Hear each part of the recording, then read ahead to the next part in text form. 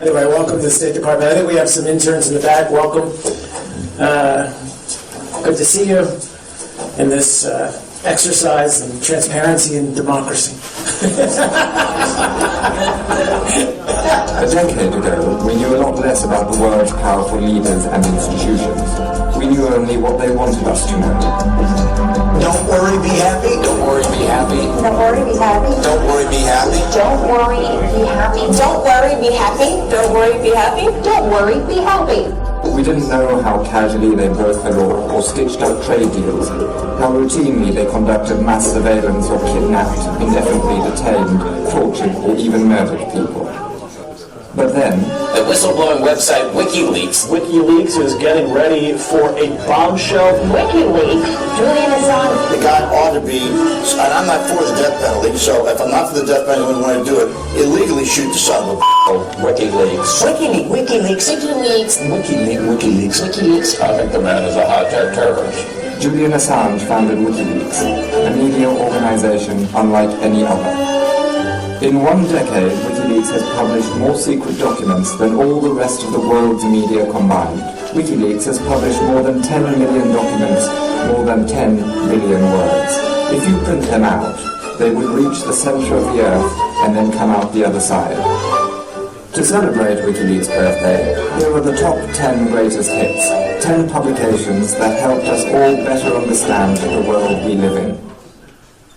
In 2007, WikiLeaks showed us inside Guantanamo Bay by publishing the manuals and standard operating procedures used to hide prisoners from the Red Cross, as well as PR guides used to eliminate certain words like suicide or to rename a hunger strike as voluntary fasting. 500,000 documents make up the Iraq and Afghanistan war logs, the most detailed description of war to have ever been published. Each attack and death is listed, including 15,000 kills that had been kept secret from the public. When European oil company Trafigura dumped illegal toxic chemicals in the Ivory Coast, it convinced a British court to gag the BBC and The Guardian. WikiLeaks published the gag documents breaking the censorship ban. In 2010, WikiLeaks revealed how a US Apache helicopter killed 18 people, including 2 journalists and people in a van driving children to school. What shocked the world was the video game commentary of soldiers eager to kill. And look at that, right through the windshield. Oh yeah, look at those dead bastards.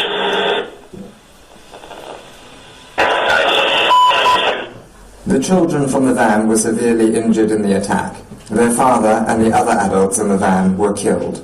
The United States strongly condemns the illegal disclosure of classified information.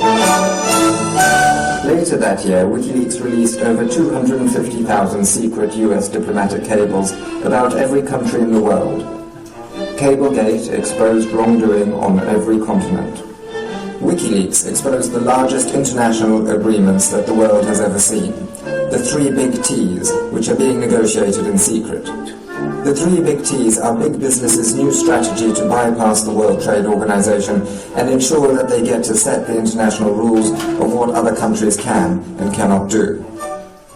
Today, WikiLeaks begins its release of emails documenting the private lives and private lies of private spies. WikiLeaks revealed the inner workings of private intelligence company Stratfor that provides advice to US government agencies, arms companies, and Dow Chemical, who hired Stratfor to spy on the victims of the largest chemical disaster in history caused by their plant in Bhopal, India. With the 2.3 million emails published in the Syria files, including the emails of its head of state Bashar al-Assad, WikiLeaks revealed the true nature of the Syrian elite. The Syria files also shed light on how Western companies profited from Syria by breaching sanctions. WikiLeaks revealed the US National Security Agency's spying on world leaders, including Chancellor Angela Merkel of Germany and the UN Secretary General Ban Ki-moon, the last 3 French presidents, and President Berlusconi of Italy. Finally, coming in at number 10 are the emails of the US Democratic National Committee. which showed how the DNC undemocratically and illicitly stacked the deck against Bernie Sanders. As a result of those leaks, the DNC's 5 top heads rolled. For the 10 million documents published, and the 10 million more to come, let us all wish WikiLeaks a happy 10th birthday. To help WikiLeaks publish the next 10 million documents, go to wikileaks.org/donate.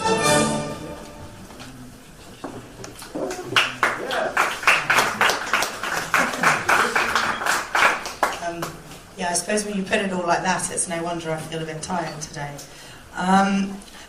10 years. This day, 10 years ago, the domain wikileaks.org was registered. Since then, we've published over 10 million documents. That's over 10 billion words. That's more secret documents than the rest of the world's media combined. Sorry to everyone in the room.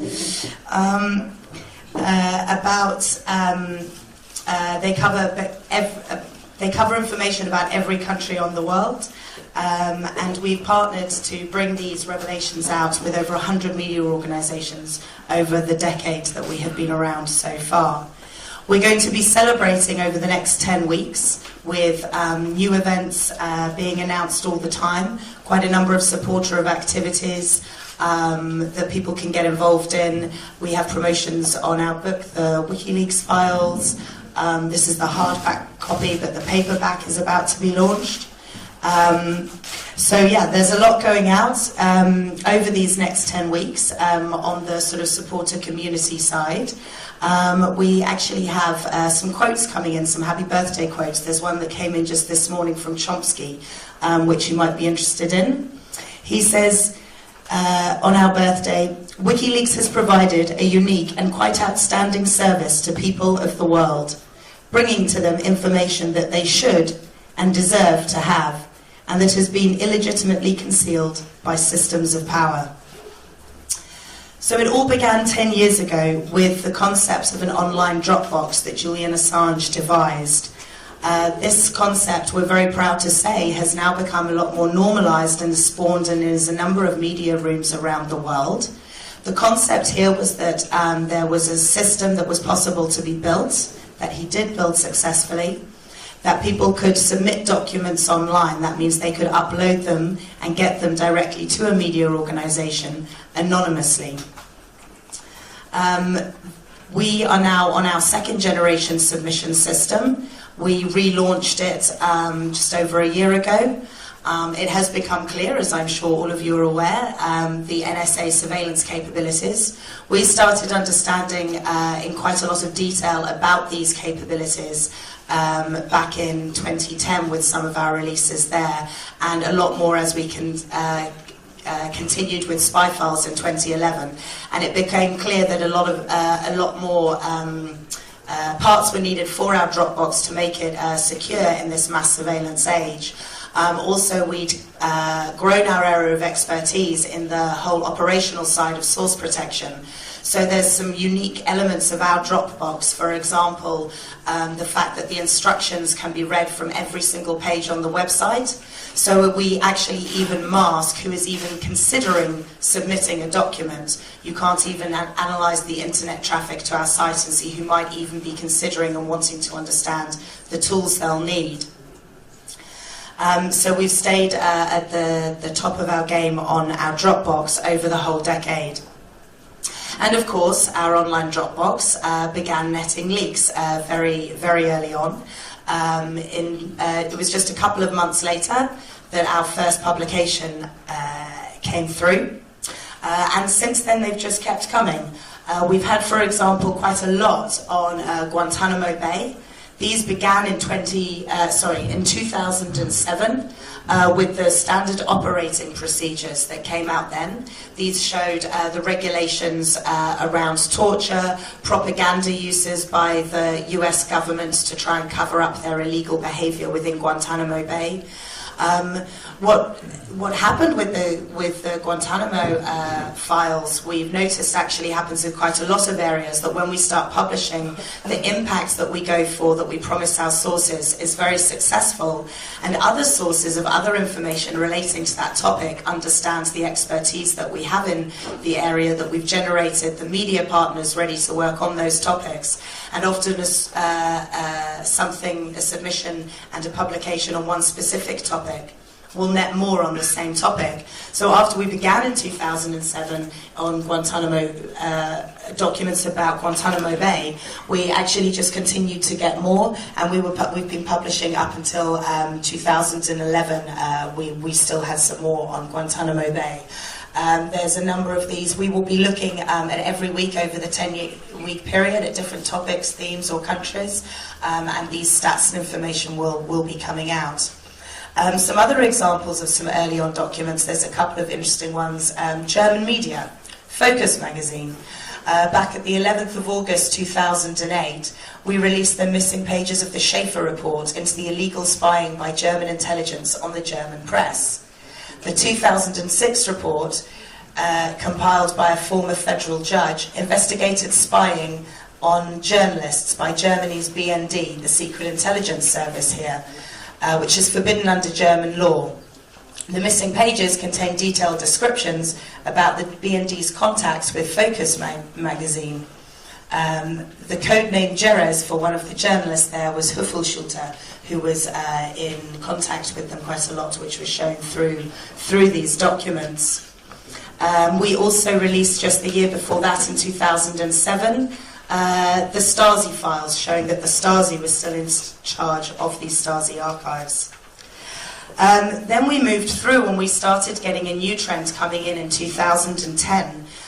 We started getting a large lot of document sets that were large archives. We began quite famously in 2010 Collateral Murder. I joined the organisation just after that, and I was part of one of the first of these large archives, the Afghan war logs, that we put out in 2010. That was over 90,000 reports from the war in Afghanistan, from the US troops on the ground there. This was the first time that a media organisation was publishing such a large set of documents in this way. It was a first for us at that time, but has a trend that has just continued and has grown. A few months after that, we published similar reports from Iraq, 40,000. These showing, for example, one such revelation from these reports was that the US government would not be reporting a number of instances of torture abuse claims that were received.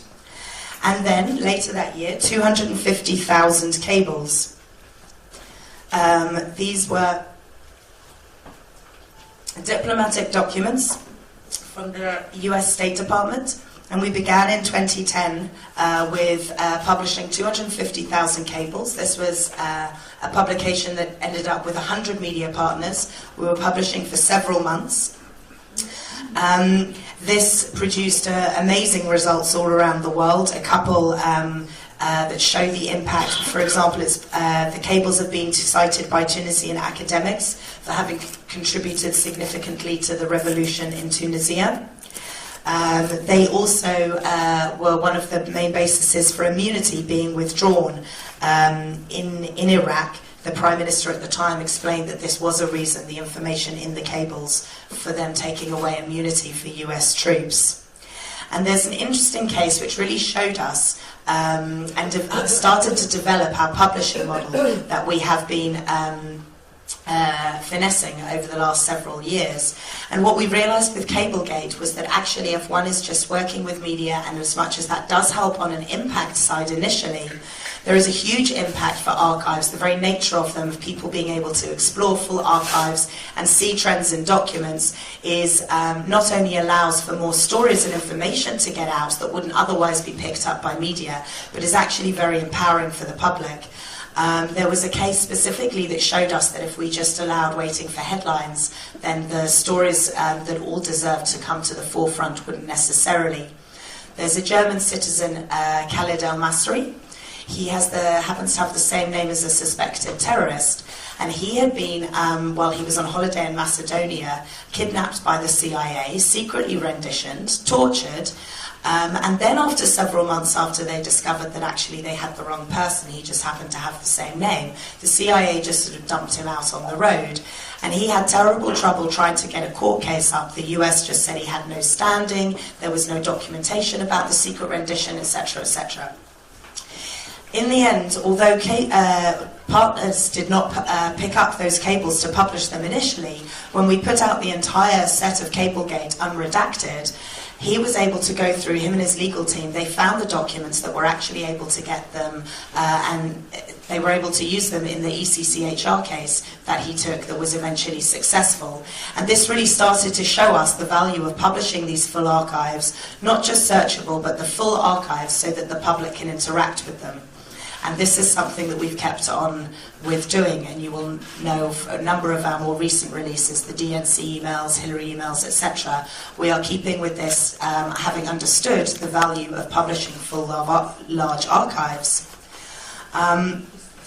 Of course, for this, we got quite a number of attacks. The biggest and most interesting for me that we get, obviously we get DDoS attacks, and technically people try to take us down. We're very successful and always have been at staying online. We don't unpublish documents, our links aren't broken.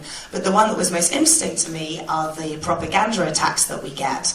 And we've been living with these for several years. The first one that we were hit with when I joined was the blood on your hands, with the Iraq war logs, which I found just incredible even at the time. We were literally publishing the deaths at their hands of tens of thousands of people, and somehow this was turned around that because we explained to the world that the US were knowingly doing this, we somehow had blood on our hands, which of course is not true at all. And what was interesting with this story that still is occasionally repeated, although predominantly people have come to understand that it is just based on a bunch of lies, was that actually this point was brought up in the trial of Chelsea Manning.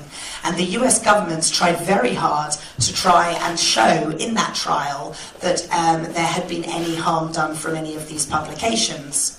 This was something they wanted to use against Manning and, of course, Julian and WikiLeaks. And what was interesting was that the US government themselves, despite having successfully brought up this talking point, were actually able to find no evidence of harm. And you can see some of the quotes here, and it became very clear in the trial that actually even the US government don't have any facts to back up their point. And we've seen these sorts of propaganda attacks continue. We're going through quite a large one at the moment. Doesn't surprise us at all. We've also come to understand quite a large trend with these propaganda attacks, that every time we're about to publish, or we're publishing large things, or we're in the middle of a big investigative partnership with a large archive that's coming out, and it's very clear of the power that this is coming, and the powers that be, or the organisation that we are publishing about, whose lies and secrets we are revealing, does start in this big propaganda spin against us. And so with the large amount of documents that are clearly coming, that Julian has made a few small references to recently, and of course some have come out, the DNC emails, etc. Of course, as is usual for us, a large spin machine went into play against us, and there have been, it seems, quite some digging through past publications. There really is, it seems to me, quite a concerted attack to go in through and just try and find anything. Of course, as is usual, when you start to pick them apart, none of these actually work. I'll just look at a couple of them now that have come out recently, just to illustrate, I suppose, how easily falsifiable and based on no facts, just spin. And it is interesting to me that it is all happening at this time where clearly we are at quite a height of publication. So, for example, Russian agents. I'm apparently a Russian spy. We don't publish anything on Russia. Apparently it's a bit too difficult to Google WikiLeaks Russia and see the 2.3 million emails that we've put out exposing Assad's regime, because apparently we were not publishing on Russia and Syria, or the 650,000 documents that we've published on Russia. That was apparently a bit too difficult to fact check. What's another good one we've had recently? Oh yeah, the Turkish one. Oh, this was funny. Yeah, so then there was a big hoopla online because apparently we published some data on Turkish women and everybody was getting very upset and it was personal, etc., etc. The most amazing lack of fact-checking here. What was being referred to was not even anything that we'd published. And in fact, the person that did publish it actually stated that it wasn't us, that they'd published it and they had now removed it after this criticism. But apparently, well, we'll just ignore the tweet, we'll just ignore people explaining they published it. No, we'll attribute it completely falsely to WikiLeaks and try and get up this spin. So for us, these sorts of attacks are quite interesting. It's interesting to see the type of reaction and spin one gets. As I say, these are always, we've seen the trend, it is a reaction from an organisation or entity that we are publishing about. They are bringing it up in defence, and so it is actually interesting for us generally to see the types of attacks, the type of spin and propaganda that is tried to be worked up, because this actually tells us even more about the organisation, interestingly enough, that we were revealing about in the first place. So, yeah, as long as journalists are willing to not fact check, we're willing to do it afterwards. And we've learned that the main lesson through this is, through these propaganda attacks, is just keep publishing. We publish real documents, true documents, source documents. They speak for themselves. The public can interact with them themselves, and that is, and always has been, and is now 10 million or 10 billion, depending on if you prefer words or documents, that many times that we have been proven correct on this. And so we will keep publishing. It has been 10 years and 10 million documents so far, and there are a lot more coming. We've got, Julian will be speaking a bit more about that in a second. But right now, we're just going to hear from one of our media partners briefly. The other one was due to be joining us, John Getz. Sadly, he's been held up. Oh, no, he's here. Just at the last minute. Grand entrance, hey, John. I know you're game. Stefania and John, if you'd like to come and join me. So John Getz is a German journalist here, and Stefania has come from Italy, and they're just going to say a few words about working with WikiLeaks as media partners. Okay. Okay, can you hear me? Okay. Good. So, good morning. I'm here not because I have special wisdom. I'm a journalist like you. I just want to share my experience of 10 years of WikiLeaks. I spent the last 7 years partnering with WikiLeaks, working on all their releases from the Afghan war logs to the latest releases. So I have quite a lot of experience. And can you say your name, please? And your sorry, Stefania Maurizzi, and it'll also be on the slide at the end, and it should be in, if you've got one of these packs, it should be there. But Stefania, yeah, Stefania Maurizzi, yes. I'm working. But yeah, it'll be on the slide at the end, Stefania Maurizzi. I'm working for the Italian news magazine L'Espresso and the Italian daily La Repubblica. So basically, it all started in 2007 when one of my high-value sources was basically destroyed, had very serious consequences, just for contacting me, just for trying to contact a journalist. So at that point, I realized that the well-established techniques to protect sources which journalists use are no longer working. We need something better. So I'm a mathematician. Before journalism, I got a degree in mathematics. So I have good sources in cryptography. And one of my high-level sources in cryptography told me, well, you should have a look on that bunch of lunatics. And the lunatics were the WikiLeaks guys. WikiLeaks had just been established, so very, very few people knew about even the name of WikiLeaks. So that top-level source in cryptography put WikiLeaks on my radar screen.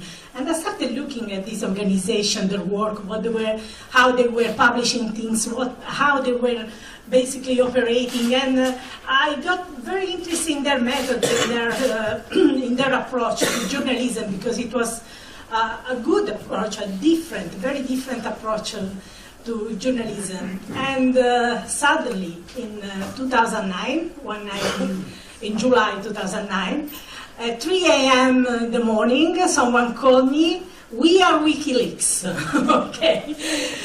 Could you please get up and go to your computer because we have a file, and you need to get this file before it is too late. Please go to your computer, and could you please help to verify the authenticity of this file? So I went to the I accessed this file and realized that it was very important. It was a file about the garbage crisis in Naples. Probably you know this crisis because it hit the headlines around the world. And it was basically the alleged role of the Italian secret services in this crisis. So at that point, I realized their methods. I realized how they were operating. Though at that time I knew very little, and I started tracking them down, trying to understand who they are, how they work. And that was in 2009 when people had no knowledge about WikiLeaks. From 2009, I basically started partnering with WikiLeaks on all the releases, working on each of the releases. And I could tell you some good paranoia stories about the paranoia of getting fake documents. But I could tell you also, tell you a very good story about tough journalistic work for verifying these documents and try to put them in a context, getting good stories, because this is what journalism is about, verifying documents, finding angles, finding stories, and make these stories accessible to the large public. And when you go to the court, when you get libel cases about this story, well, you have to be sure you publish very good and absolutely genuine documents, because you go to the court and you risk personally, you and your newspaper, of course. And we went to the court and we won the case when we got libel cases about our WikiLeaks releases. Well, I could tell you how important. I mean, it was thanks to WikiLeaks documents that we were able to learn what happened behind the scene of the story, the Italian story. Actually, it is an international story. You probably know the extraordinary rendition of the Milan cleric Abu Omar. Abu Omar was kidnapped in Milan, and basically Italy is the only country which nailed the CIA agents involved in this rendition. And thanks to WikiLeaks cables, we were able to understand what happened behind the scene, how the US government tried to put pressure on the Italian prosecutors, in the Italian politicians, in order not to have this case going ahead in the court. And I could tell you what happened with the Syria files, when we discovered the Italian arms giant Finmeccanica selling this communication equipment, military equipment to the Assad regime. And in that case, we got a libel case. So we got a major libel case, but we were able to win because documents were true, documents were genuine. We had done a good work, and WikiLeaks had done a good work revealing these documents, revealing a story which would have been inaccessible without the WikiLeaks document. Finally, if you check the latest UN report on Sudan, you probably know that Sudan is one of the countries which is under embargo by the UN. There is an arms embargo.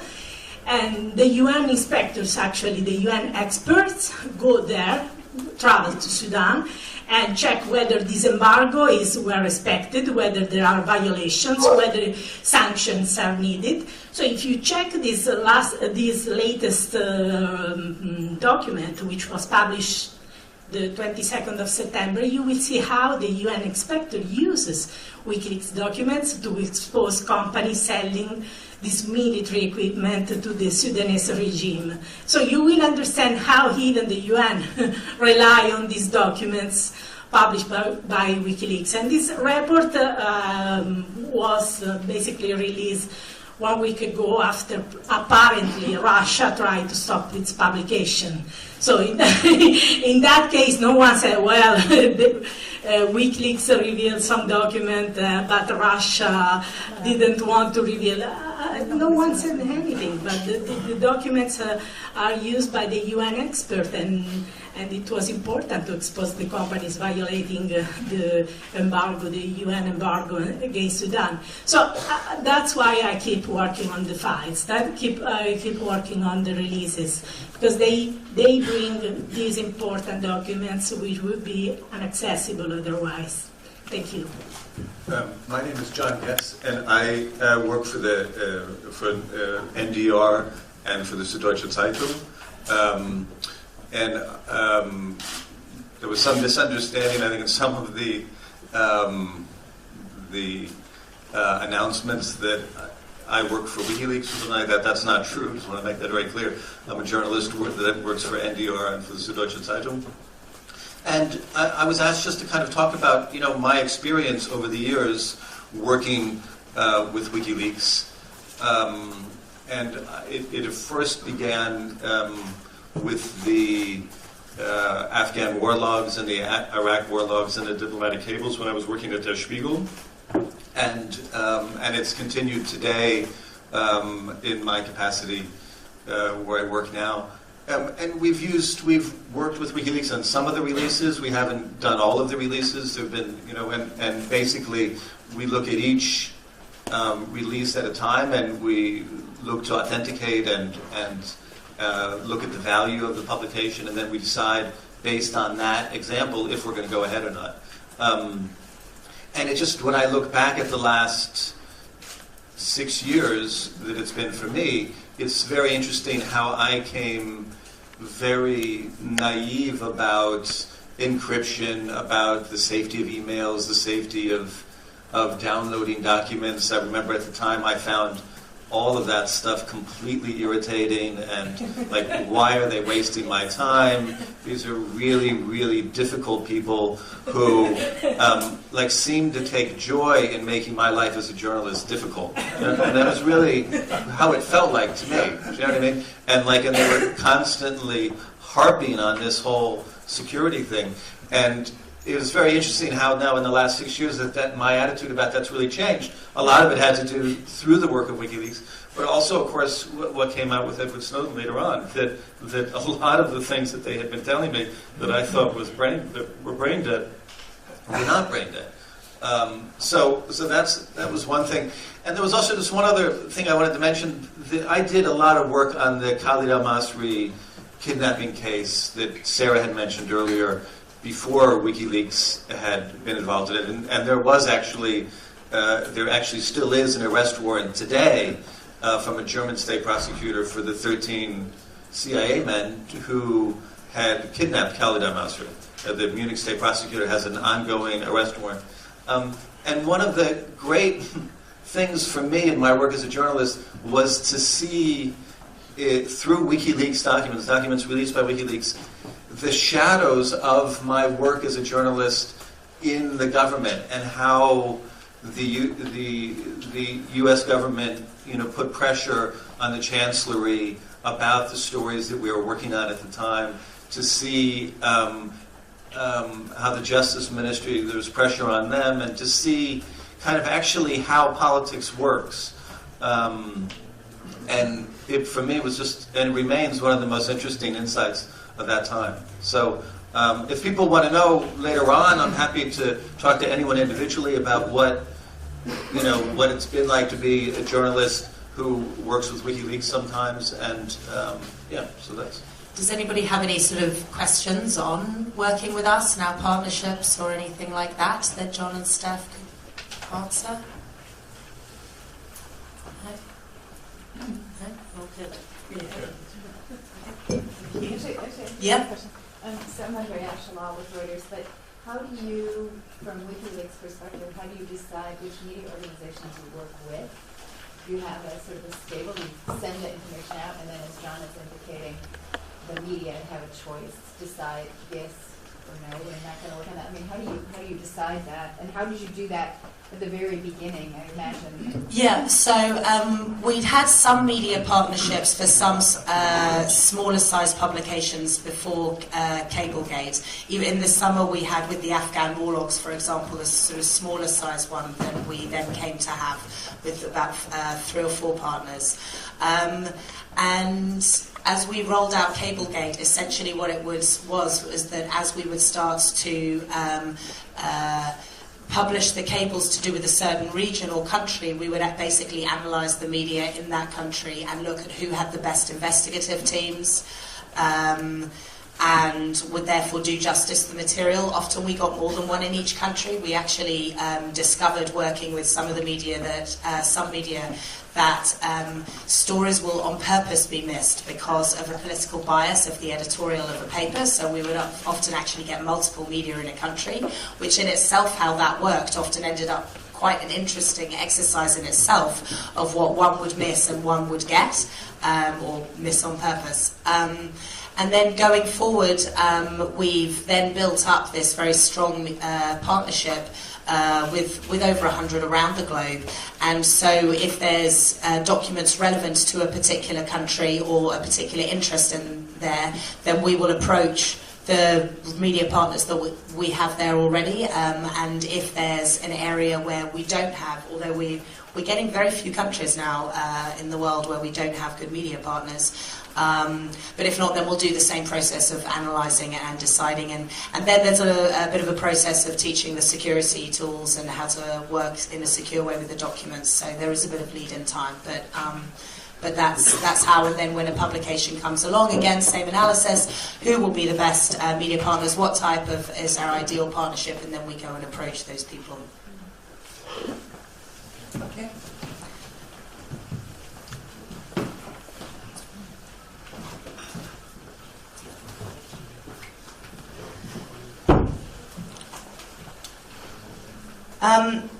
So through all of this,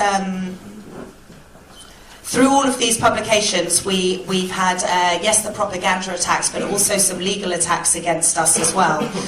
This began obviously in 2010 with the banking blockade. We've been working hard against that to not only get the blockade dropped, but to actually get some justice for it. Obviously, for an organisation that relies off donations, when we were publishing hundreds of documents a day, to not have that revenue stream coming in was quite debilitating for a while. But we pushed on through. We have managed to predominantly successfully defeat the banking blockade.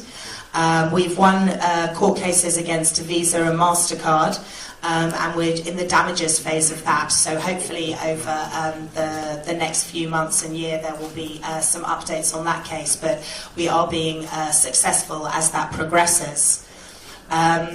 We've then, of course, had a lot of surveillance, electronic, some of it mass surveillance, and some of it obviously targeted. Julian Assange is in an embassy where, although there was several months ago, the Met Police did put out a statement that they were taking away their overt surveillance, they did state that they were going to be upping the covert surveillance. Sorry, I thought that was a question. Sorry to pause. But yeah, so I had a particular interaction with some of the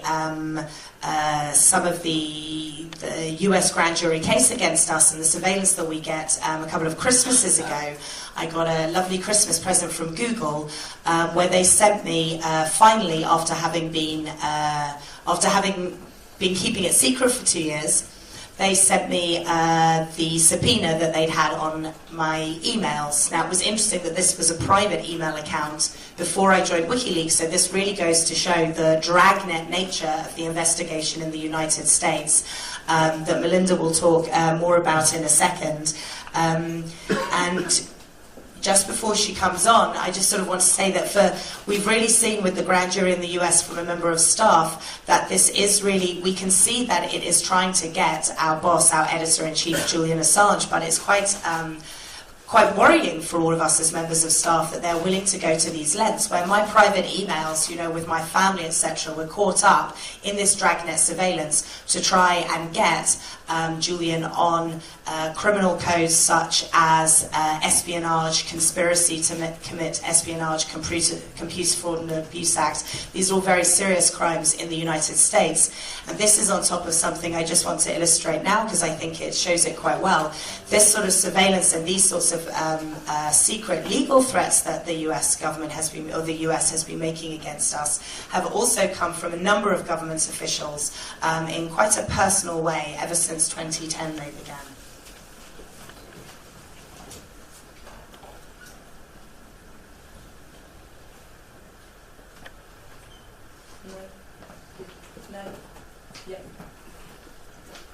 High-tech terrorists. Cyber terrorists and information terrorism. Shut it down. We're going to have you. Use a drone or something. A bullet in the brain. Illegally shoot the son of a... Information warfare is warfare. And Julian Assange is engaged in warfare.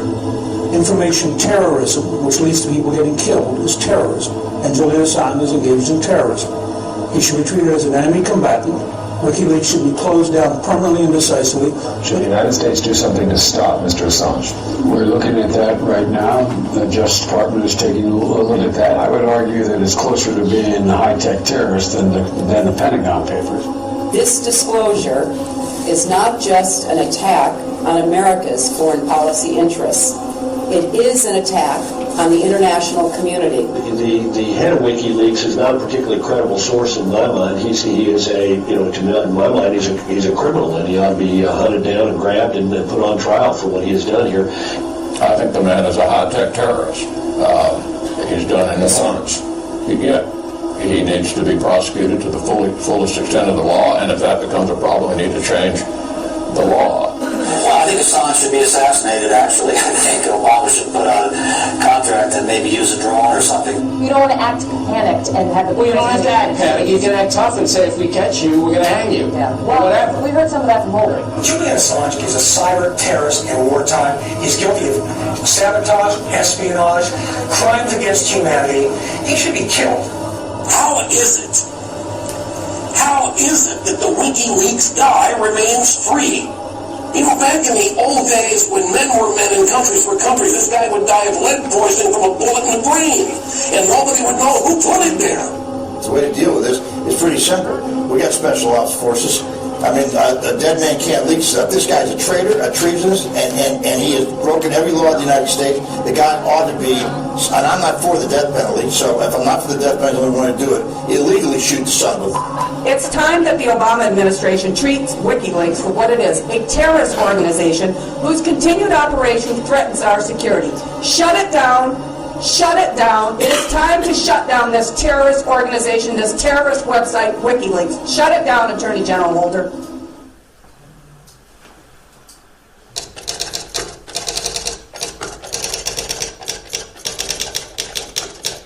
So yeah, they're quite serious threats there coming from some very official people in the US. It's also came out just in the last couple of days that actually these sorts of comments came from Hillary Clinton's mouth as well, where she in a meeting questioned whether he could be droned or not. So to explain a little bit more about the current status and any updates of this US case, we have one of Julian's lawyers here, Melinda Taylor.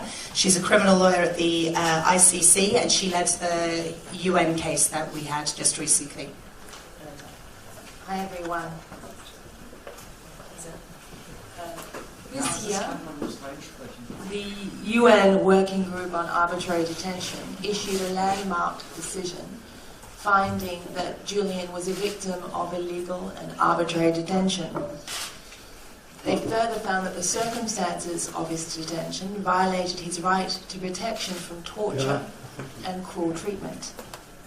They found that Sweden and the United Kingdom had a duty to ensure his protection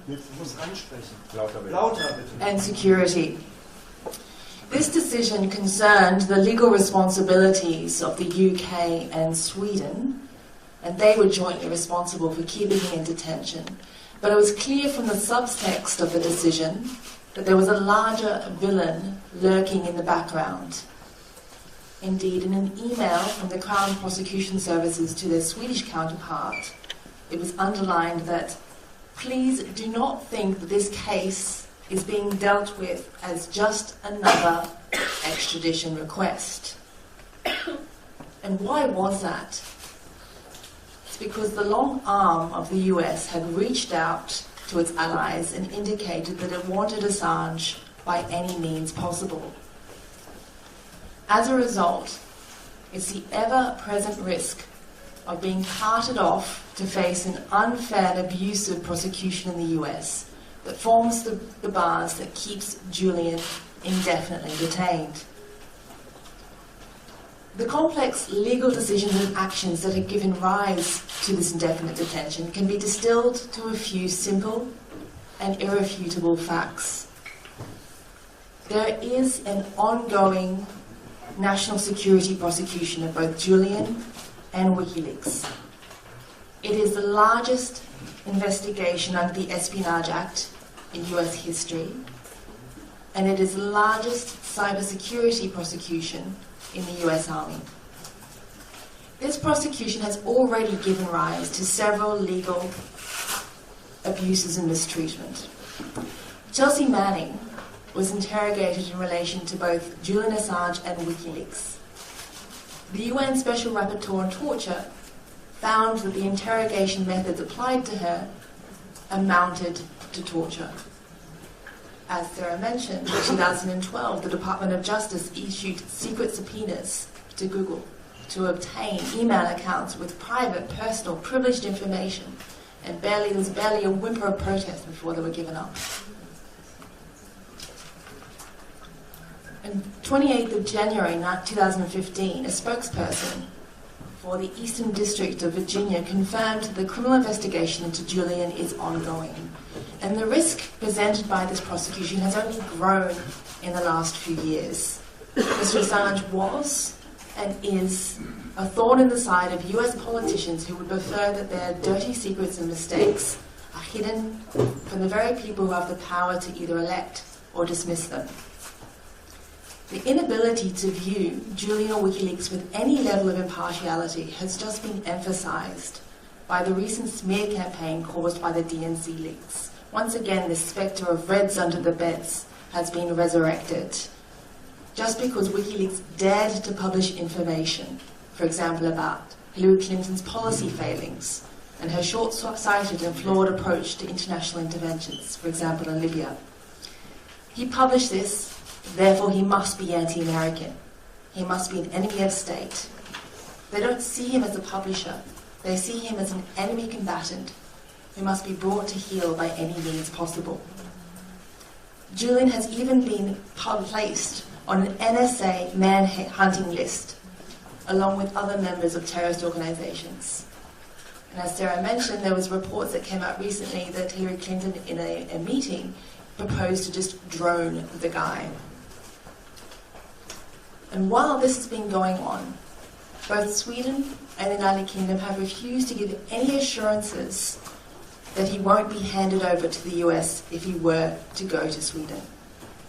And of course they hide behind technical reasons for their refusal. Or we haven't received a formal request from the US for his extradition. Or we can only give him an assurance that he won't be given to the US after he leaves the embassy and after he comes to Sweden. It's just like the big bad wolf who's outside the doors of the Ecuadorian embassy. He's trying to huff and puff and blow it down. And now he's trying to convince Julian to leave. Come out, Julian. I might be chomping on a Chelsea Manning sandwich. That might be Edward Snowden in a frying pan behind me. But you'll be safe if you come. And so the stalemate continues. Julian remains detained because the UK and Sweden continue to flout their international obligations and their duty to protect him from this risk. But even though Julian has been locked up, they haven't been able to silence him or WikiLeaks. Over the last 5 years, whilst Julian was detained, WikiLeaks has continued to publish key information that has changed the world. Without WikiLeaks, this information would have remained unknown or obscured, but it has now empowered people throughout the world to know where the perimeters of responsible government ends and the shadowy outlines of Big Brother commences. WikiLeaks documents are not curated, culled, or pieced together to support a particular political narrative, and as a result, they show both sides of the coin. As an example, it was the detailed minutiae of corruption and excesses that were set out in leaked US diplomatic cables that acted as a catalyst for the Arab Spring. But the diplomatic emails and cables leaked by WikiLeaks were also instrumental in revealing the political machinations that both preceded and accompanied the NATO intervention in Libya. For example, one can see in Hillary Clinton's emails that she was aware of the profile of Saif Gaddafi as a potential reformer. She was aware of potential peace plans that could have avoided further civilian casualties. The US were aware, even later, that if he was tried in Libya, it would be inevitable that he would be given the death penalty. Nonetheless, all of this was avoided or ignored because of the political calculus between securing oil contracts as compared to protecting civilian lives. So these documents have had a range of repercussions in a range of areas. They're used by both the Victims' Council and Defense Council international courts and tribunals. And that is because they help to establish the truth. Truth might be a universal value, but it's a rare commodity. Not everyone has equal access to authentic evidence.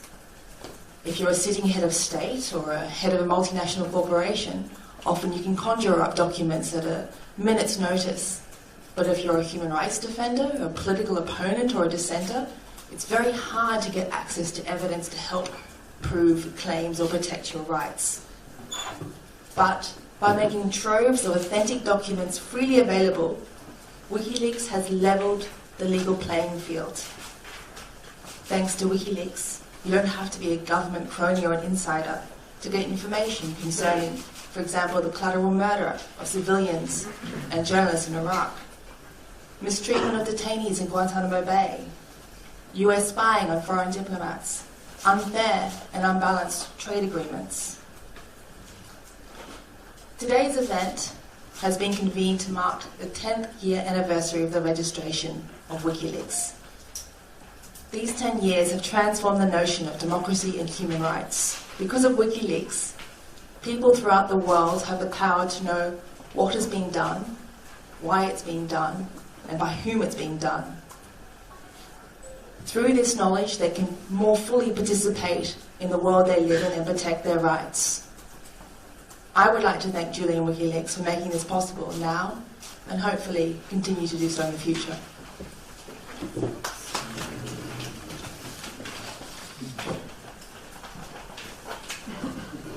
And this is just a very short clip. This is just actually the WikiLeaks found the UN decision, just so that you can get the wording of that Melinda was just referring to. This is the announcement of it. Julian Assange has been arbitrarily detained by Sweden and the United Kingdom since his arrest in London on 7 December 2010 as a result of the legal action taken against him by both governments. The expert panel called on the Swedish and British authorities to end Mr. Assange's deprivation of liberty. I think the recommendation is quite clear. Respect his physical integrity and freedom of movement, and afford him the right to compensation. And despite that UN ruling that came several months ago, Julian is still in the Ecuadorian embassy in London, although hopefully via video to us right now. These things never work just as they're meant to. Quiet, please. We heard that, Julian. All right, that's great. Wait, hold on. You were just a random voice, sort of weirdly echoing, sort of in an omnipresent fashion, down to us.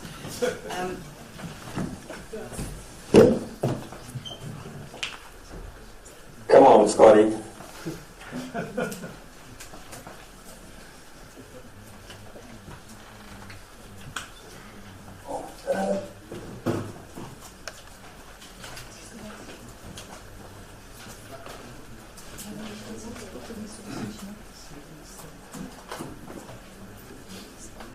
Maybe if they check out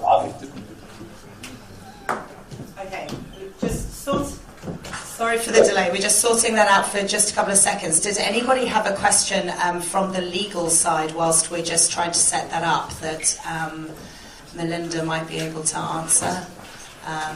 Yes. A lot about the threats that Yeah. I just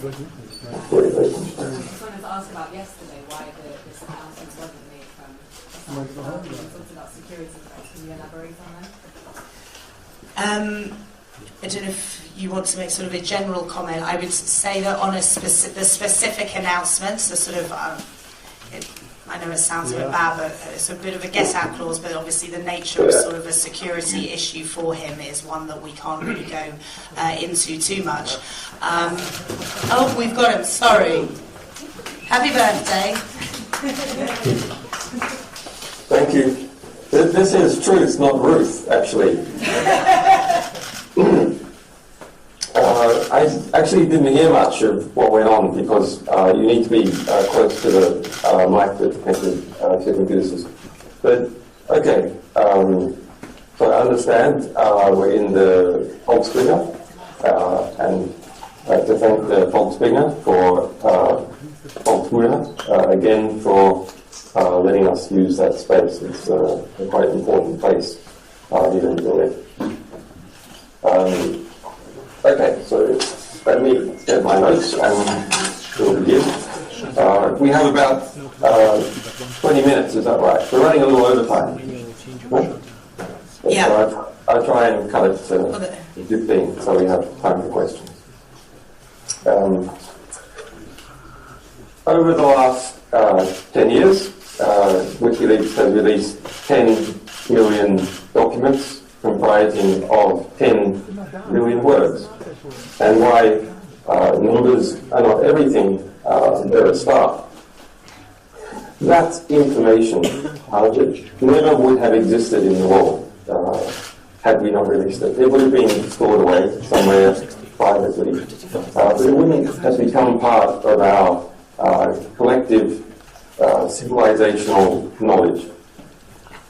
And it corresponds to approximately 3,000 documents a day on average.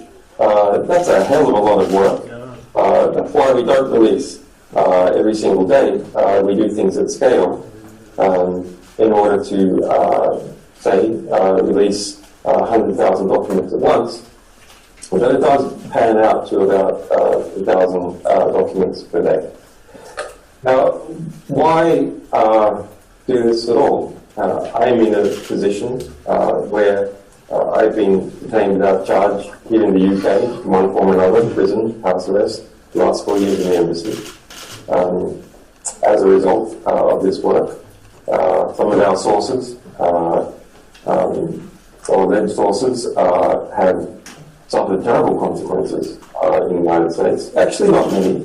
We have thousands, and there's only a couple of alleged sources that are facing difficulty, but altogether, in sources and supporters, people have been sentenced to something like 50 years altogether.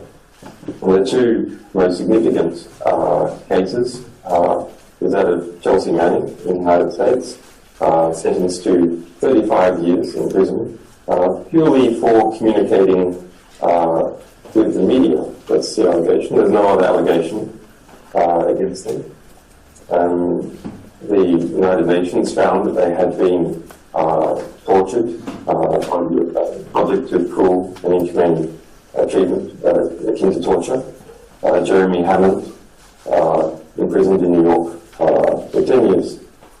And a number of supporters back in the heat of the kind of first phase of neo-McCarthyist hysteria in the United States in 2010, 2011, went through a legal process as well. Most of them got off without any imprisonment. But, okay, what does it teach you? Well, it teaches you something about the structure of power. Whenever WikiLeaks engages in a release, sure, the information that we reveal about an institution or about a state is interesting. But also the reactions by the institution of the state are extremely revealing. And the reactions by tertiary players, such as particular media groups and their alignment, allied institutions, and so on.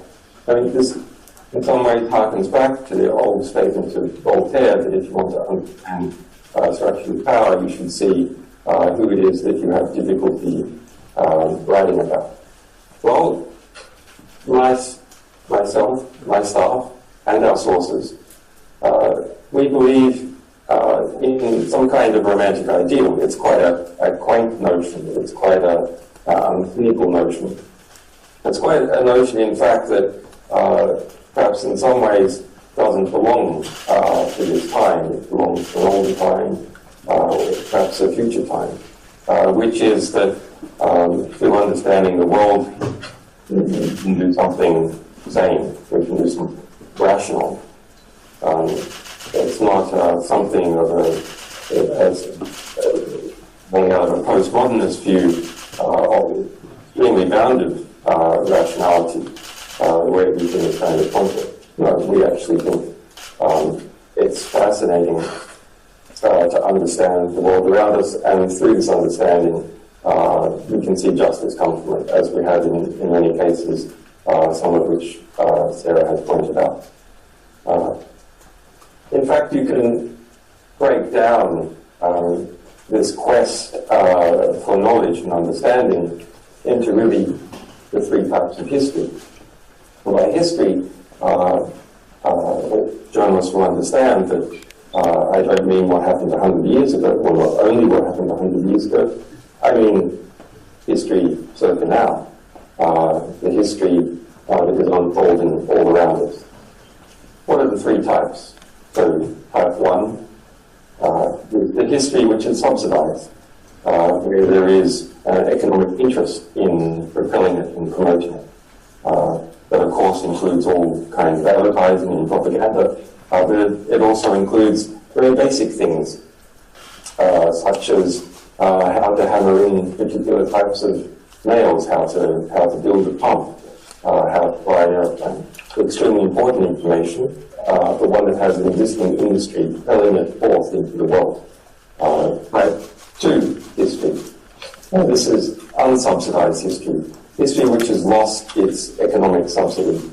Knowledge which is no longer propelled in the world, but sits there and perhaps slowly decays. That's important to try, in some cases, to drive that knowledge, but generally speaking, it's not kept around because people don't find it interesting enough to keep around.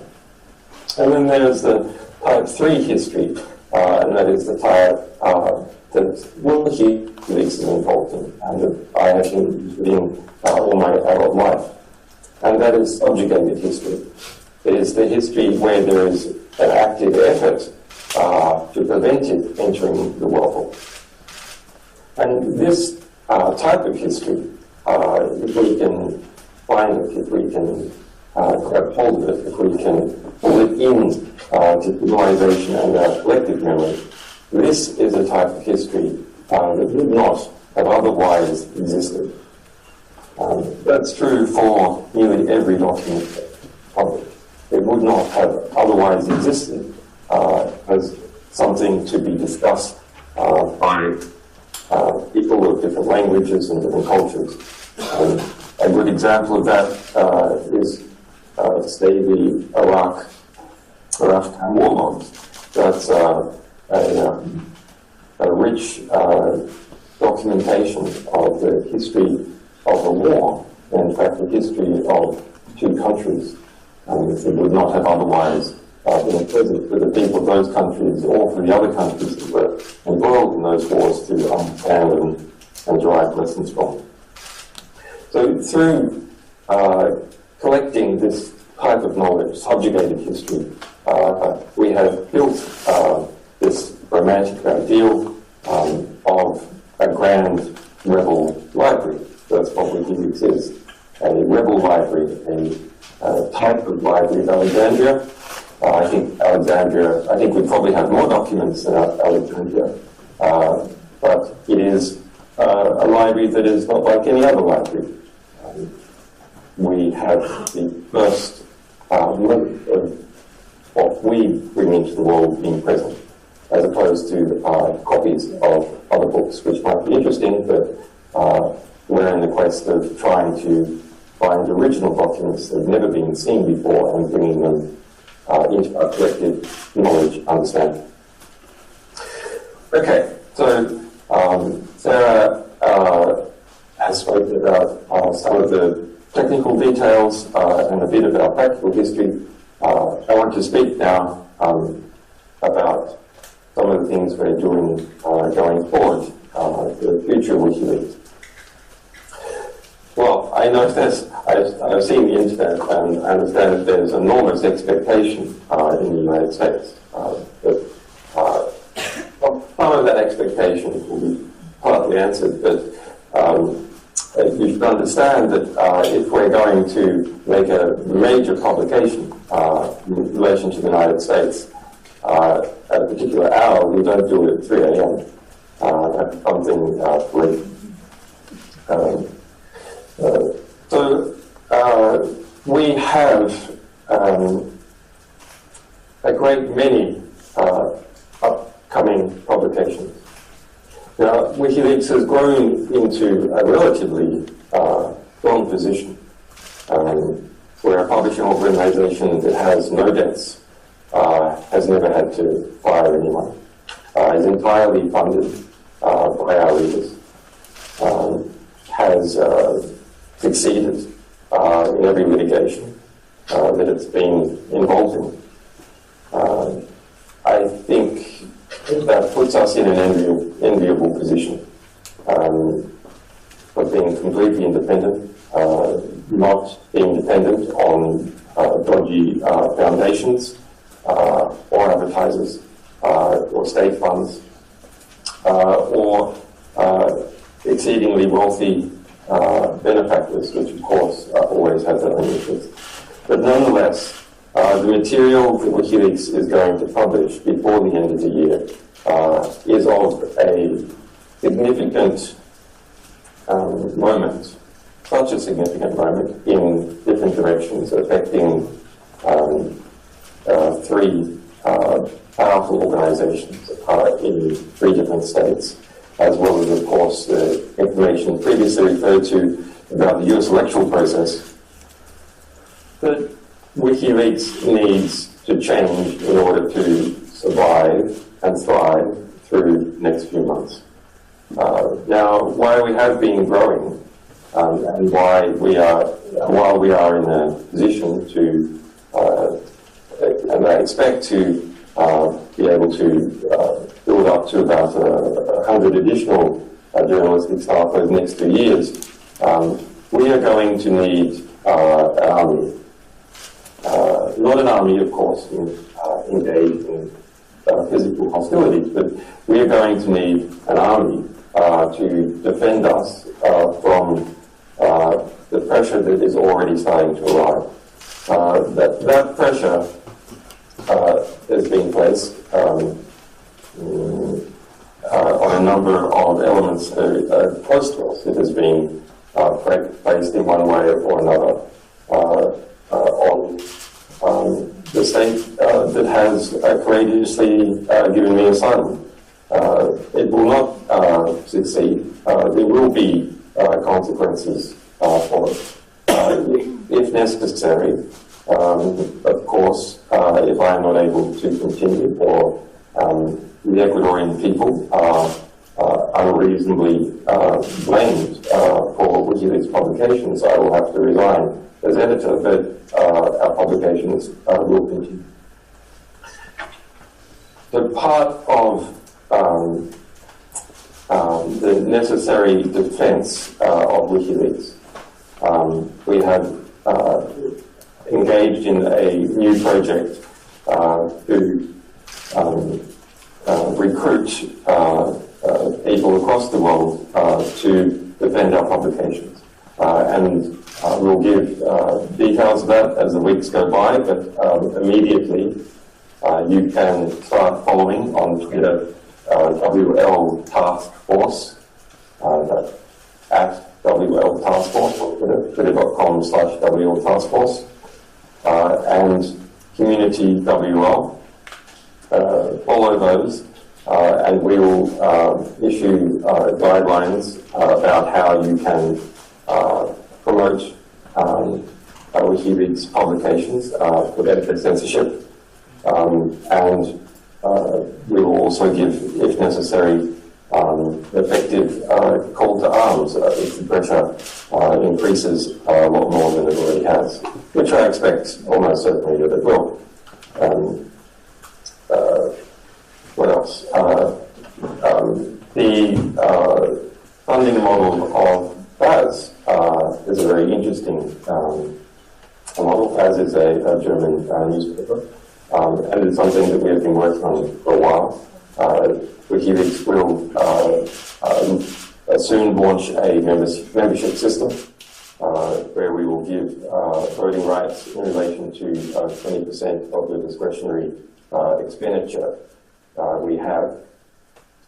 It's important to keep us independent and keep a sustained, predictable income as opposed to significant income coming from the Times publication, but in the times of between publications where there's extensive litigation, then the funding is more unpredictable, which is a difficult position to be in if you're in the middle of litigation.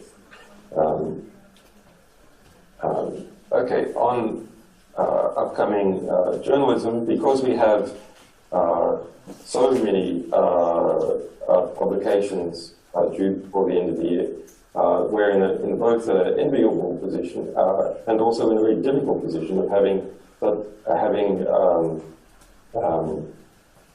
more than 1 million documents to get through of many different sources.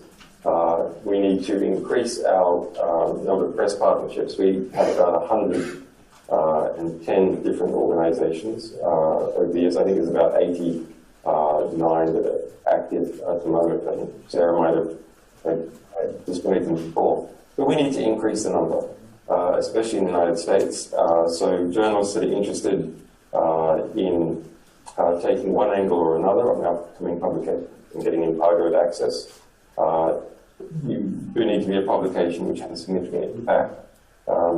Write to press@wikileaks.org and tell us what your circulation is and what your medium is and what your subject matter expertise is. We have a book which has come out, that is the WikiLeaks Files. It is out now in the United Kingdom.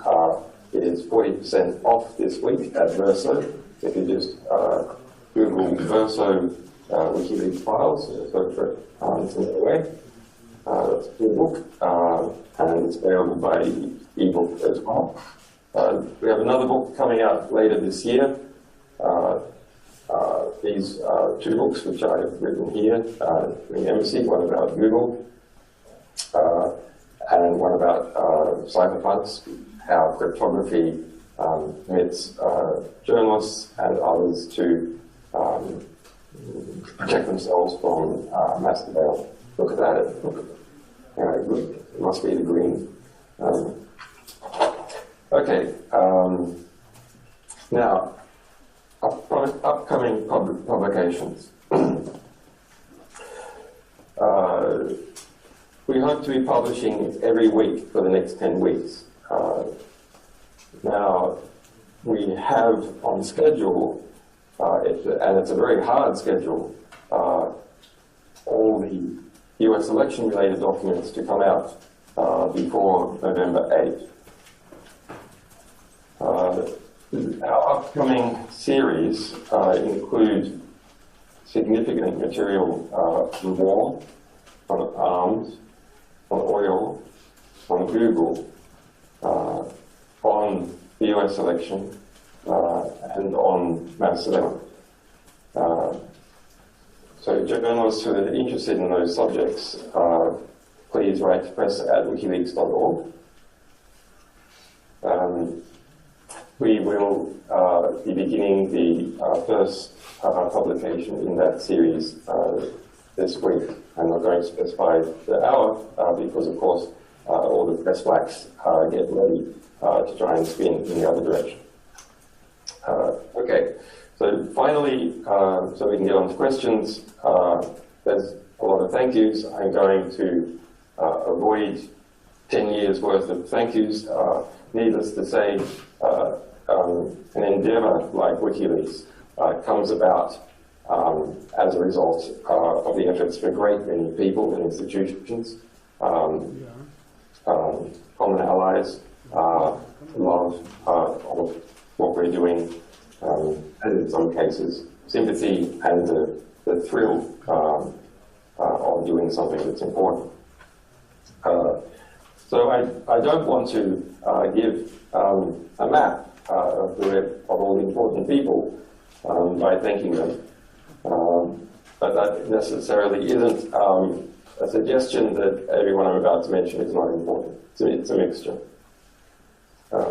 First of all, the committed team of brave technicians and journalistic staff that make WikiLeaks what it is, which is an organisation which has technical understanding at its core. That is our speciality, that is our comparative.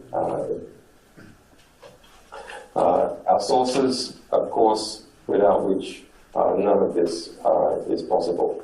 We will always keep your trust and do the best to get the best impact possible for you. We've shown over the years that we do. Our readers, supporters, and defenders who keep our mission going. A lot of staff and a lot of legal battles, a lot of money. And it's only through the funding of our readers and supporters that we're able to keep that big ship going. Our increasingly formidable legal team, they're public, so it can be named, including Balthazar Cazon, Barry Pollack, Margaret Kunstler in the United States, Lynn Taylor, Gareth Pearce, Stella Morris, Renata Avilia, Kerry Schenkman, Jennifer Robinson, Julian Burnside, Greg Barnes, and more than 100 other lawyers in different countries, nearly all of whom work pro bono, although very expensive. Our allies, media partners, and other defenders in hundreds of institutions and countries, especially the Centre for Constitutional Rights in the United States, FFDN, Reporters Sans Frontiers, Human Rights Watch, the ACLU, and the Freedom of Press Foundation in the United States. Professor Gavin McFadden, who's in a very difficult way at the moment in terms of his health, Susan Penn and John Filger, who should be personally thanked. The people and government of Ecuador, from the United Nations, who've courageously respected my human rights despite considerable pressure over the years. The people of Germany, the Holland Foundation, Der Spiegel, the Deutsche Zeitung, the CCC, Angela and Daniel Richter, John Gertz, and there's many others who I mentioned. And last, but perhaps most significantly, those who died fighting in this business. Michael Ratner, Chief Legal Counsel, John Jones, who, together with Melinda Taylor, presented our UN decision. Aaron Schwartz, Lenny Weinglass, another one of our lawyers, rest in power. Thanks.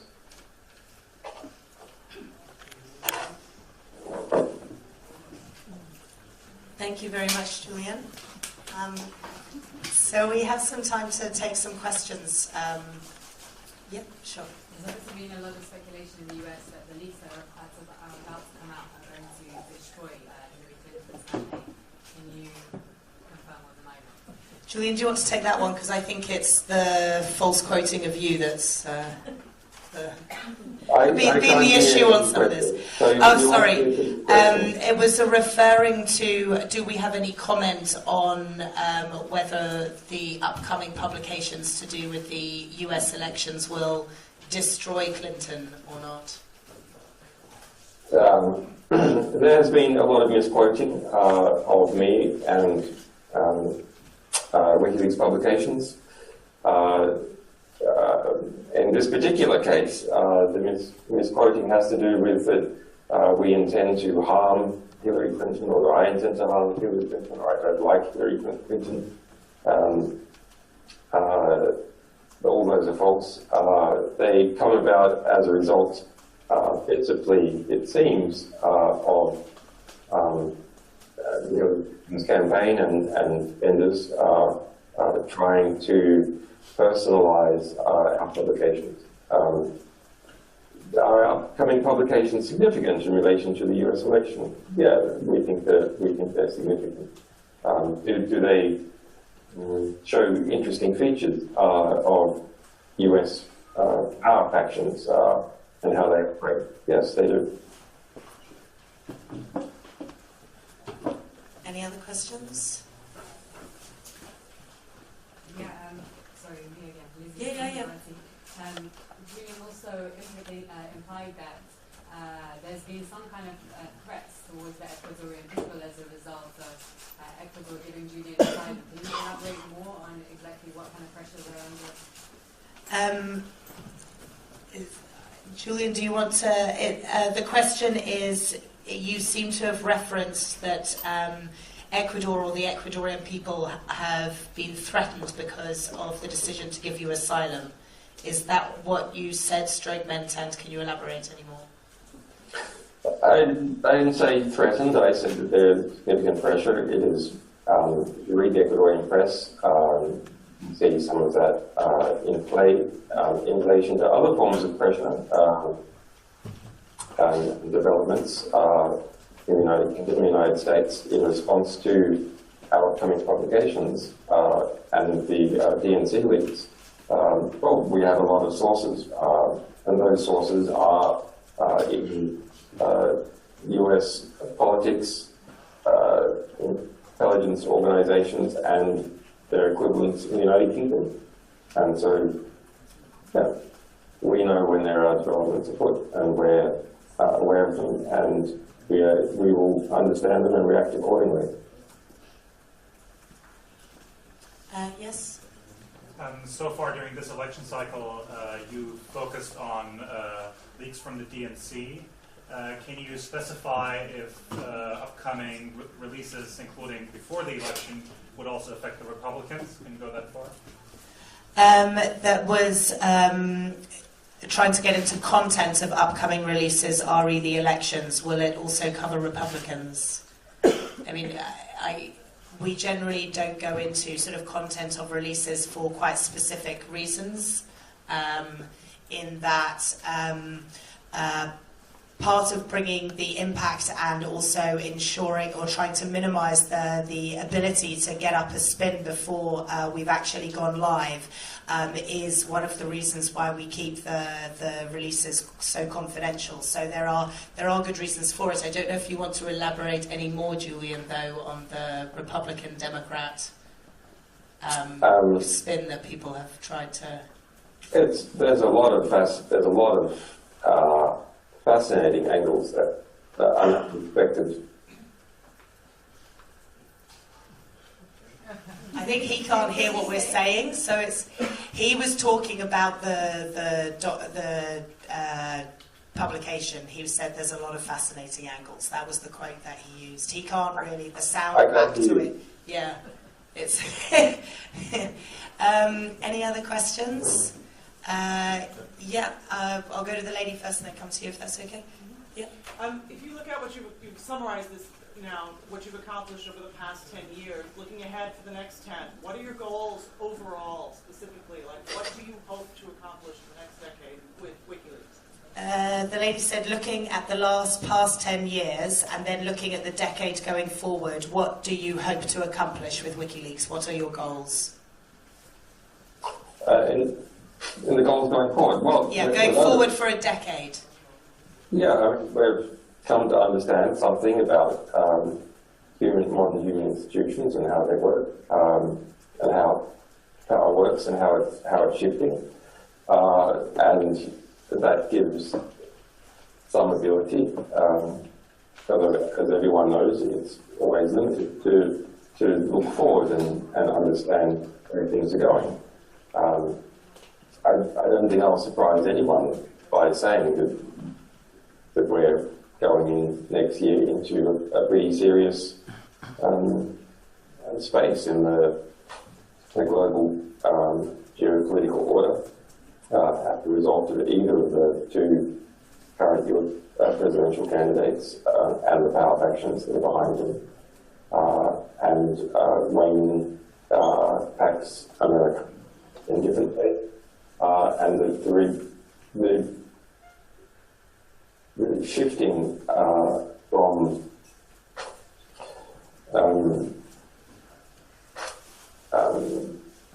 predictable state power into an assembly of unpredictable state powers and major corporations acting more and more like states. And why that talk back in the 1990s that the state was at an end, actually something really very different is happening now.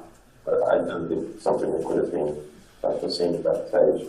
So as far as WikiLeaks is concerned, the more we're in an interesting position. The more that the world globalizes and digitizes, the greater comparative advantage WikiLeaks has. Similarly, the greater the levels of censorship, including self-censorship, the greater WikiLeaks' comparative advantage is as an organization that was built legally and technically, and to a degree politically, to resist censorship. The gentleman at the back. Yeah, my question is, you said you released 10 million documents in 10 years, which makes 3,000 documents per day on average. How do you make sure that you know what you're publishing? Is there anybody who can read 3,000 documents a day? Do you have lots of volunteers, or how does it work? Do you want to go with this one? Oh, sorry, you can't hear. The question is regarding the stats that we've published, of how much we've published. We say it's an average of 3,000 documents per day. How do we verify at those quantities? Do you want to talk about? Sure. Yes, of course, that would be impossible. No, it wouldn't be impossible. It would be very hard if we're dealing with 3,000 new sources per day. One source, one document, times 3,000. But it's a matter of verifying collections, and verifying something about the source or the original source of intermediaries related to a collection of material. So we do, enormous batches of it. In some cases, one case we did 5 million documents, for example. If I can just add as well, I think this goes back to what Julian was just referring to about how we have quite a niche within our organisation in that we have large levels of technical expertise at our core, and we have learned through our publishing model and progressing in this specialisation in large archives, and they are just a different nature. There's still the same journalistic processes, RE validation, source protection, etc., but when you're talking about large archives, they're just a slightly different nature of the documents, and so your processes for validation are quite specific to working with large data sets, rather than, as you say, obviously reading 3,000 individual documents a day that come from different places is quite a different type of task. Yeah, the gentleman just to the back there. It says here, did WikiLeaks recently expose visitors to its website to malware? No. A Bulgarian researcher found hundreds of malicious files on the website.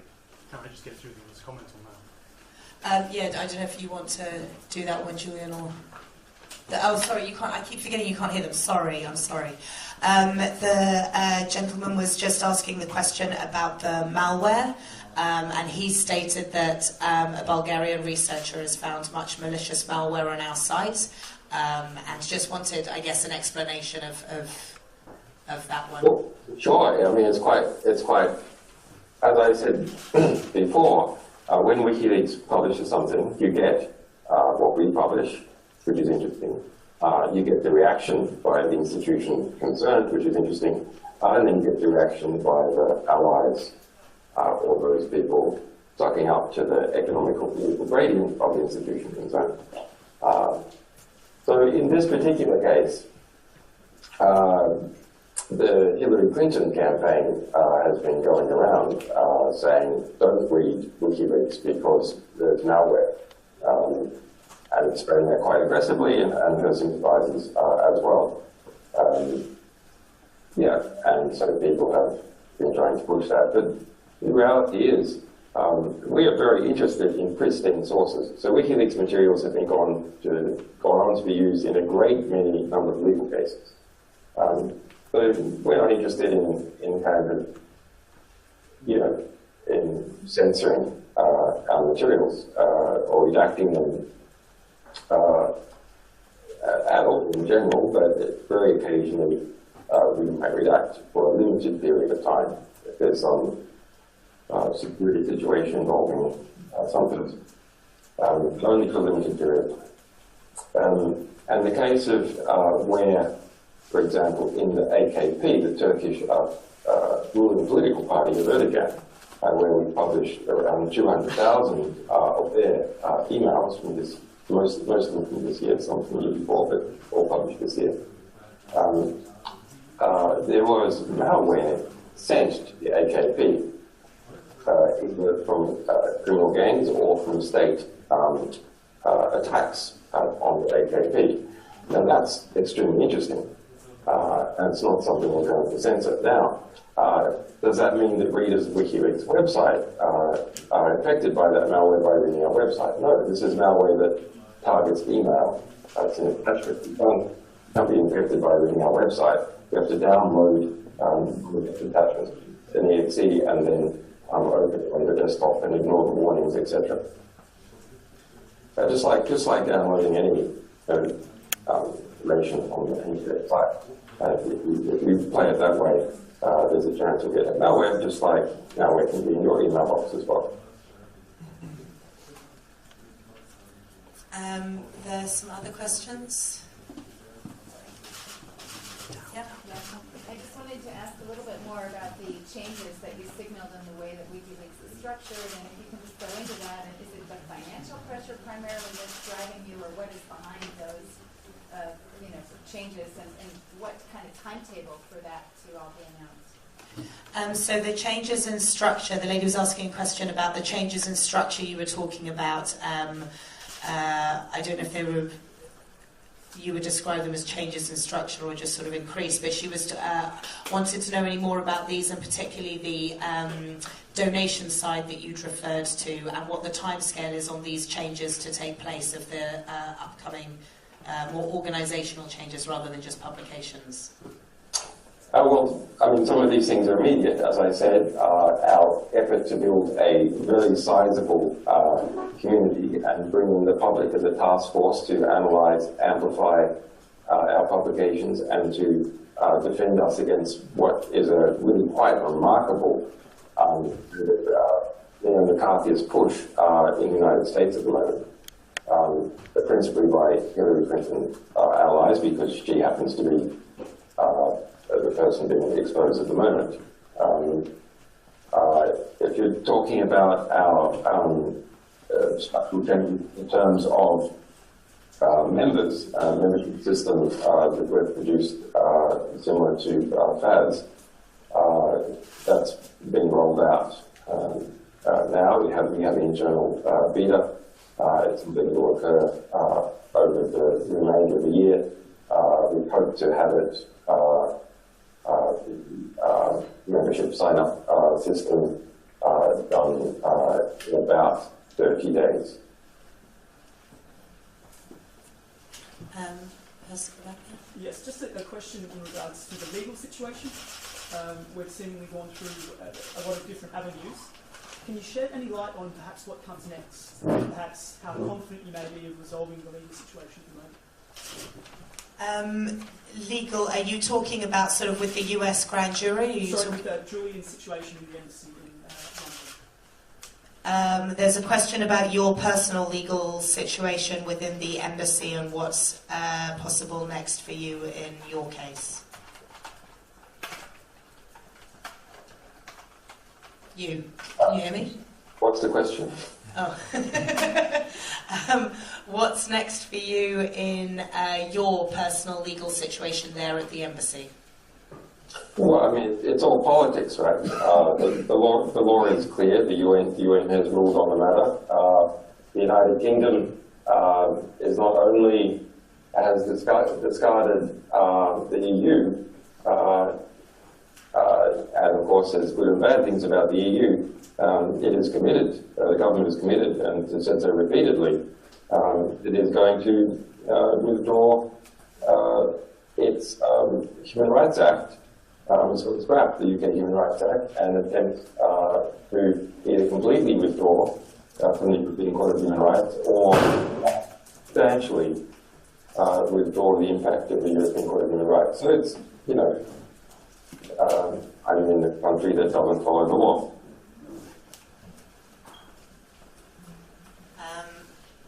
Yes? Yeah, in context of some of the things we've seen on the WikiLeaks Twitter account, does Julian feel some affinity of some kind to Donald Trump? What's the Sorry, it's just very funny when you know. Do you feel any affinity with Donald Trump? This is in the context of some of the tweets, and I suppose this accusation that you're for Trump because against Clinton is the accusation that people try to make. And so the question was, in the context of this and our Twitter feed, do you feel any personal affinity with Trump? You need to, the mic's a bit muffled, so you need to speak clearly. Do you feel any personal affinity with Trump? With Trump? That was the question, yes. It's an interesting question. I feel personal affinity, really, I think, with all human beings. You can feel understanding with someone and what drives them. You can feel sorry for them. I certainly feel sorry for Hillary Clinton and Donald Trump. That's a kind of human sympathy. These are two people that are tormented by their ambitions in different ways. Any other questions? Yeah, just sit back there, gentlemen. Would you please ask him if he could provide a rough timetable for the next or the first election, or actually when the first election might come? So this is talking about, you were explaining there's a number of different publications coming up. Are you able to give any more specificity on when one specifically to do with the elections will be coming? I know you said there'll be several over the next weeks.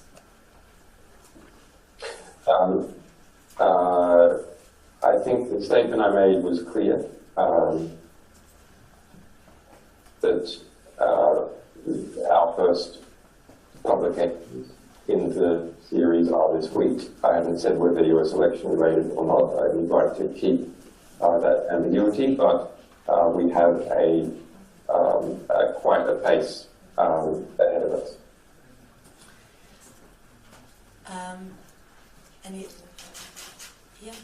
Could you ask him to clarify his comment about how Brexit may change his legal status? I didn't quite understand whether he was saying it's an opportunity or potentially a risk.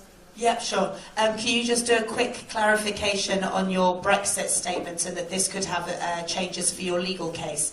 Did you mean that specifically more as an opportunity or as a risk for your legal case? Well, the Brexit is a slight risk in relation to there no longer be appeals to the European Court of Justice. So there's certain avenues that are cut off there. On the other hand, I mean, a lot of legal cases. So we have the US case, and the UK is to confirm denied with US extradition warrant will be made in the UK. We have the UK bail case, which they're trying to arrest me over seeking asylum in the first place, which of course is completely illegal, but they're attempting to do it anyway. And we have the Swedish extradition warrant, which there's no charges for. So that in relation to the Swedish extradition warrant, which is an almost rhetorical problem, and is used by the UK rhetorically to justify, although not legally,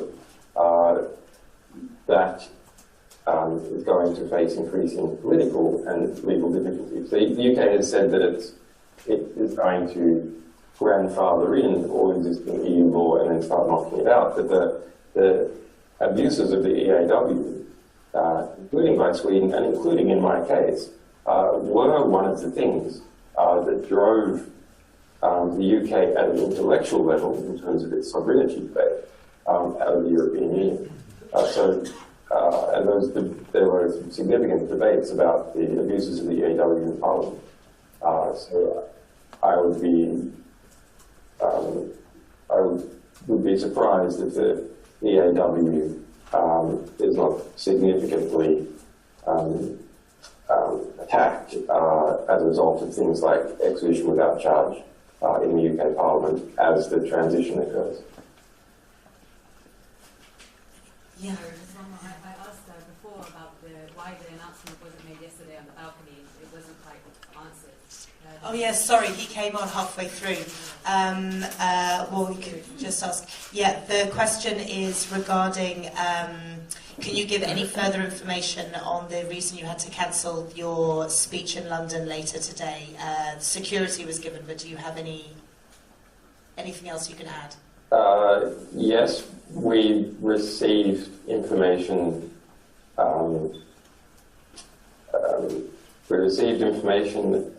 That meant that the people involved in doing the security for the event believed that it shouldn't be done.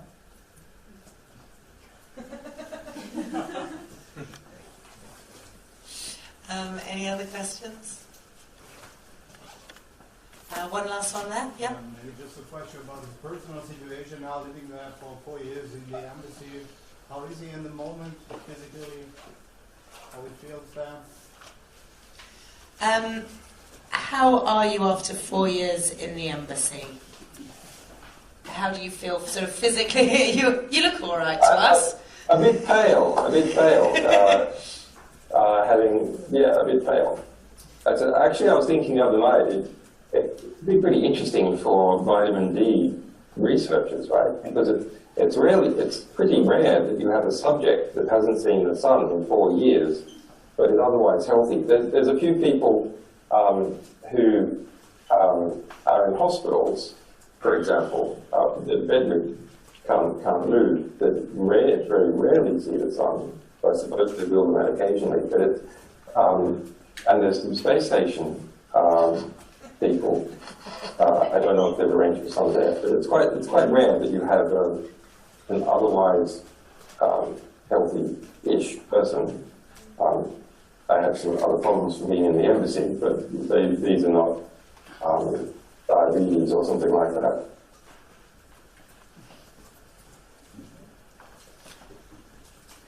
One last question. What can Americans do to support WikiLeaks now that it's been polarized as every American supporting them as a communist? Reds on the bed, I prefer under the bed. There was a question specifically in relation to the propaganda attacks that we receive, and particularly from the US. And in that sort of context, do you have any advice for our supporters from America who may sort of feel pressures for them to be maligned, etc., because of their support? Robustly engage with it. It's I love it. These propaganda attacks, they're so amazing. The pathetic and laughable in all sorts of cases and dangerous in others, but they're so revelatory of the different associations in power between different groups.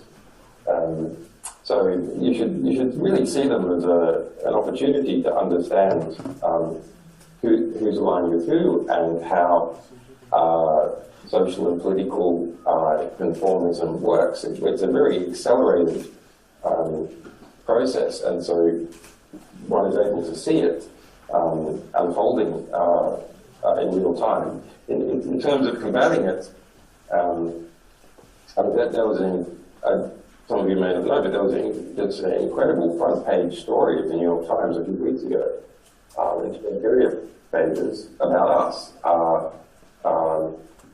with no facts in the story at all. The only fact, or alleged, the only news in the story was that the US government said they couldn't find a connection between us and Russia. That was the only fact. But the whole story is actually ended the other way to have incidences, not even like absurd claims, coincidences, such as that I started speaking and campaigning about ROJ-TV, which is the largest Kurdish language TV station, or at least it was, until a dirty deal, which we exposed, between Barack Obama, the Turks, the former Prime Minister of Norway, Rasmussen, who was to become head of NATO, and did, and the Danish intelligence services and the Danish prosecution authority got together and decided to kill off ROJ-TV, just eliminate it legally. It was headquartered in Denmark, beamed up to Eurosat and beamed down again. And the case is now proceeding the European Court of Human Rights. So our cables revealed the deal was done. Turkey would only permit Rasmussen to become the head of NATO if they knocked off ROJ-TV. So because the ECHR case was on, I started speaking about this.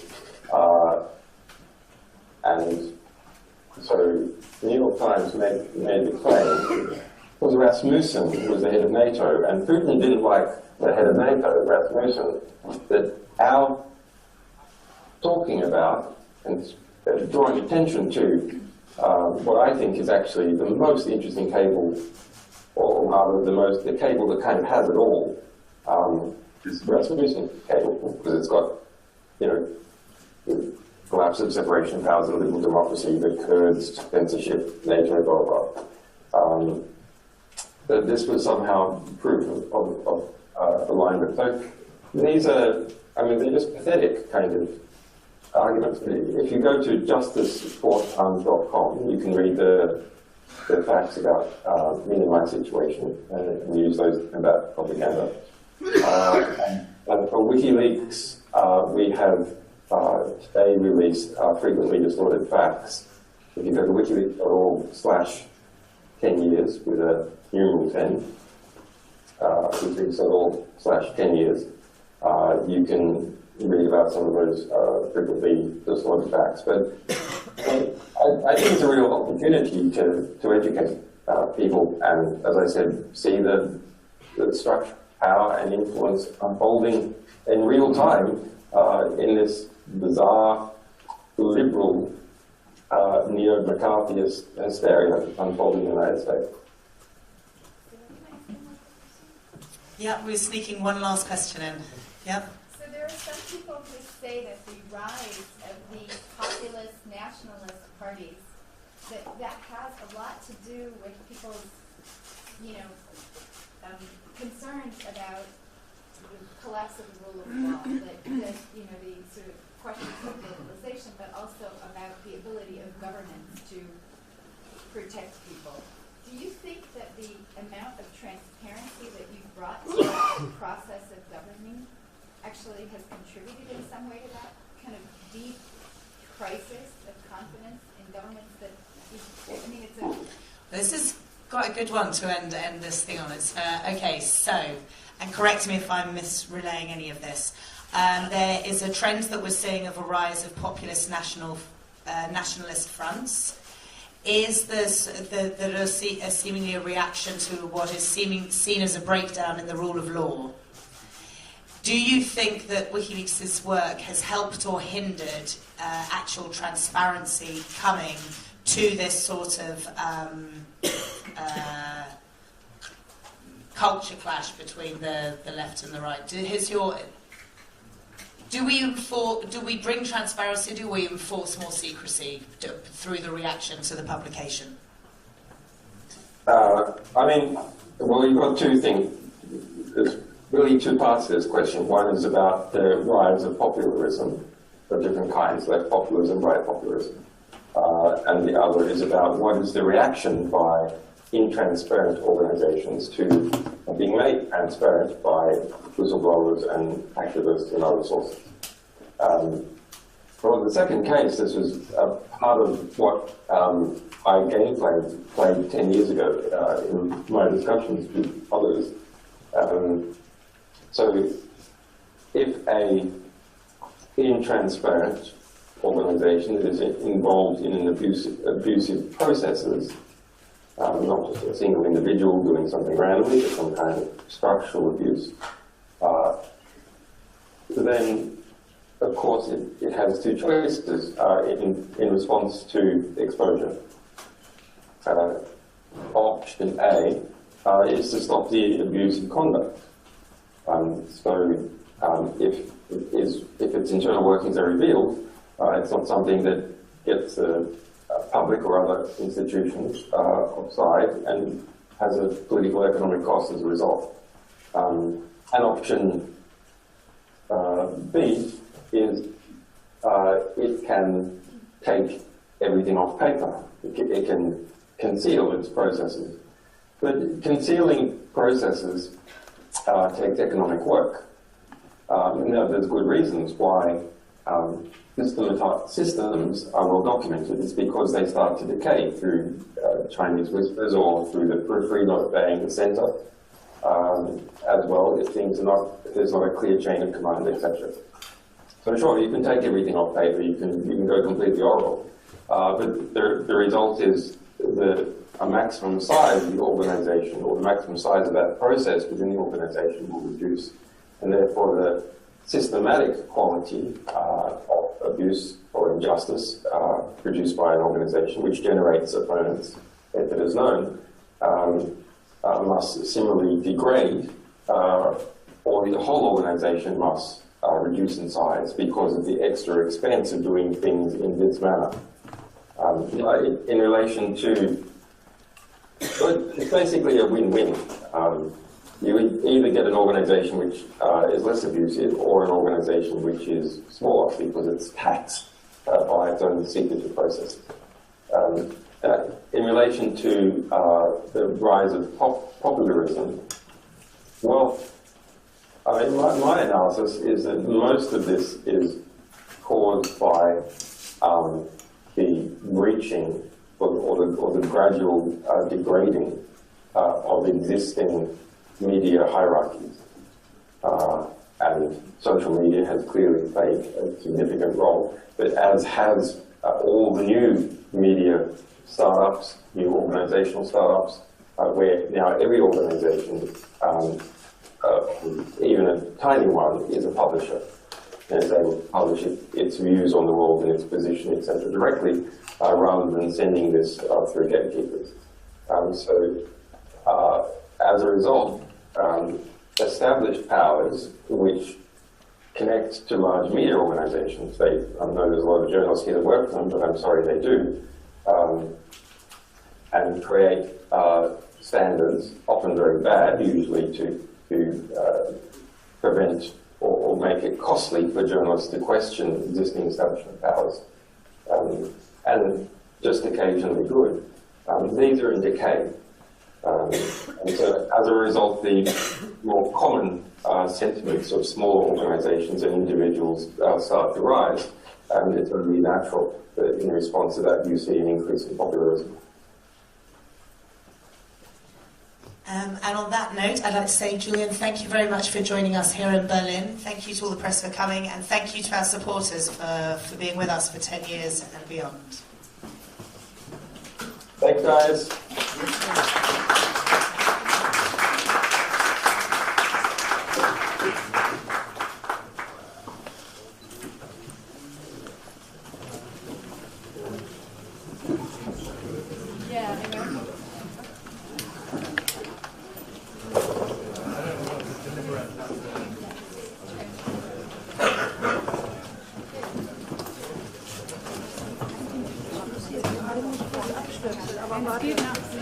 Dann mach gleich, mach danach, ist okay. Wir müssen einen Ton machen. Irgendwo hier vorne.